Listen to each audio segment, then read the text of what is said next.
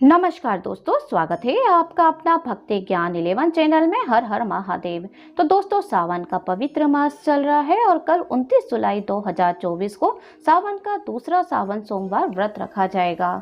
सोमवार के व्रत को लेकर मान्यता है कि इस व्रत को करने से भगवान शिव अपने भक्तों की मुराद जल्द ही पूरी करते हैं। सोमवार का दिन भगवान शिव को समर्पित है, इसलिए इस दिन भगवान शिव की पूजा और व्रत करने का महत्व और ज्यादा बढ़ जाता है। यदि आप सोमवार का व्रत करते हैं तो आपको सोमवार व्रत कथा पढ़ना बेहद ज्यादा जरूरी है, क्योंकि इसके बिना आपका व्रत अधूरा माना जाता है। तो आइए जानते हैं सोमवार की व्रत कथा। तो कल सावन सोमवार का जो व्रत कथा हम सुनाने वाले हैं वो बहुत ही ज्यादा महत्वपूर्ण है और इसे सुनने मात्र से ही आपकी सारी मनोकामना पूरी होगी।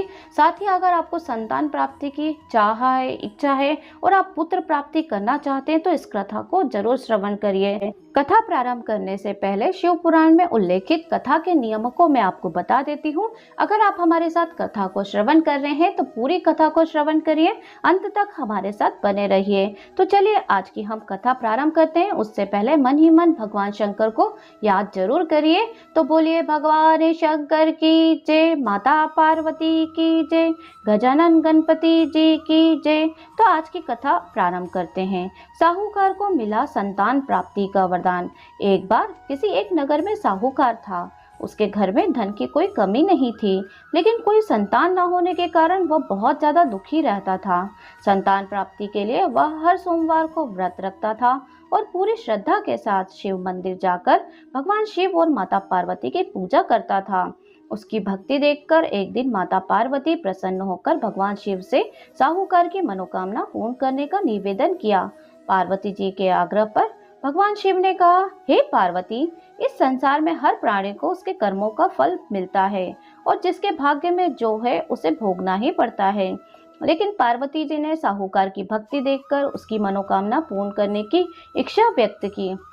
माता पार्वती के आग्रह पर शिव जी ने साहूकार को पुत्र प्राप्ति का वरदान तो दिया, लेकिन उन्हें बताया कि वह बालक केवल 12 वर्ष तक ही जीवित रहेगा। साहूकार के पुत्र का कुछ ऐसे हुआ विवाह। तो माता पार्वती और भगवान शिव की बात को साहूकार सुन रहा था, इसलिए उसे ना तो इस बात की खुशी थी और ना ही दुख था। वह पहले की भांति शिव जी की पूजा करता रहा। कुछ समय के बाद साहूकार की पत्नी ने एक पुत्र को जन्म दिया। जब वह 11 वर्ष का हो गया तो उसे पढ़ने के लिए काशी भेज दिया गया। साहूकार ने पुत्र के मामा को बुलाकर उसे बहुत सारा धन देते हुए कहा कि तुम इस बालक को काशी विद्या प्राप्ति के लिए ले जाओ। तुम लोग रास्ते में यज्ञ कराते जाना और ब्राह्मणों को भोजन दक्षिणा देते हुए जाना। दोनों मामा भांजे इसी तरह यज्ञ कराते और ब्राह्मणों को दान दक्षिणा देते काशी नगरी निकल पड़े।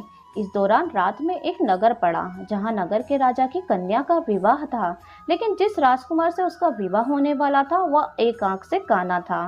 राजकुमार के पिता ने अपने पुत्र के काना होने की बात को छुपाने के लिए सोचा, क्यों न उसने साहूकार के पुत्र को दूल्हा बनाकर राजकुमारी से विवाह करा दूं। विवाह के बाद इसको धन देकर विदा कर दूंगा और राजकुमारी को अपने नगर ले जाऊंगा। लड़के को दूल्हे के वस्त्र पहनाकर राजकुमारी से विवाह तो करा दिया गया।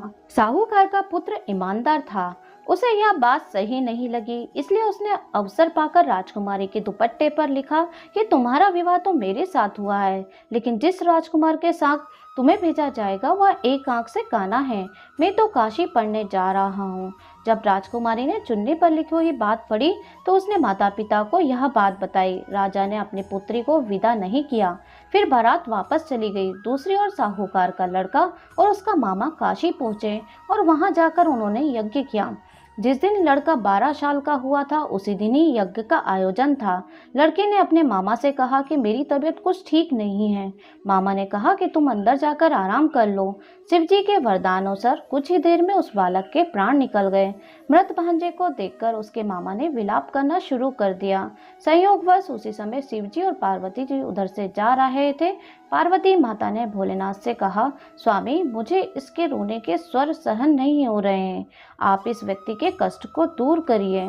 तो इस तरीके से शिव जी की मृत बालक के समीप गए और बोले कि यह उसी साहूकार का पुत्र है जिसे मैंने 12 वर्ष की आयु का वरदान दिया था। अब उसकी आयु पूरी हो चुकी है। लेकिन म्रात भाव से विभोर माता पार्वती ने कहा, हे महादेव, आप इस बालक को और आयु देने की कृपा करें, अन्यथा इसके वियोग से इसके माता पिता तो तड़प तड़प कर मर जाएंगे। माता पार्वती के पुनः आग्रह पर भगवान शिव ने उस लड़की को जीवित करने का वरदान दिया। शिव जी की कृपा से वह लड़का जीवित हो गया और शिक्षा पूरी करके लड़का मामा के साथ अपने नगर की ओर वापस चल दिया। दोनों चलते हुए उसी नगर में पहुंचे जहां उसका विवाह हुआ था। उस नगर में ही उन्होंने यज्ञ का आयोजन किया। उस लड़की के ससुर ने उसे पहचान लिया और महल में ले जाकर उसकी खातिरदारी की और अपनी पुत्री को विदा किया। इस तरह से साहूकार अपनी पत्नी भूखे प्यासे रहकर बेटे की प्रतीक्षा कर रहे थे। उन्होंने प्रण कर रखा था कि यदि उसने अपने बेटे की मृत्यु का समाचार मिला तो वह भी प्राण त्याग देंगे, परंतु अपने बेटे के जीवित होने का समाचार पाकर वह बेहद ही प्रसन्न हुए। उसी रात भगवान शिव ने साहूकार के स्वप्न में आकर कहा, हे श्रेष्ठी, मैंने तेरे सोमवार के व्रत करने और व्रत कथा सुनने से प्रसन्न होकर तेरे पुत्र को लंबी आयु प्रदान की है। इसी प्रकार जो कोई सावन सोमवार का व्रत करता है या कथा सुनता है और पढ़ता है, उसके सभी दुख दूर हो जाते हैं और सभी मनोकामनाएं पूरी होती है। तो इति श्री कथा समाप्त। तो यहाँ पर सावन सोमवार के दूसरे सोमवार को सुनी जाने वाली व्रत कथा समाप्त होती है। तो बोलिए भगवान शंकर की जय, माता पार्वती जी की जय, गजानन गणपति जी की जय। इस तरीके से सावन सोमवार के दूसरे सोमवार पर सुनी जाने वाली व्रत कथा समाप्त होती है। उसके बाद भगवान शंकर भोलेनाथ महादेव से अपनी कामना पूरी करने के लिए विनती प्रार्थना करें, उनके मंत्रों का मंत्र ही मन उच्चारण करें और बोले, हे महादेव भगवान, जैसा कि सुख आपने साहूकार को दिया है वैसा सुख हर कथा सुनने वाले को, हर भक्त को दें।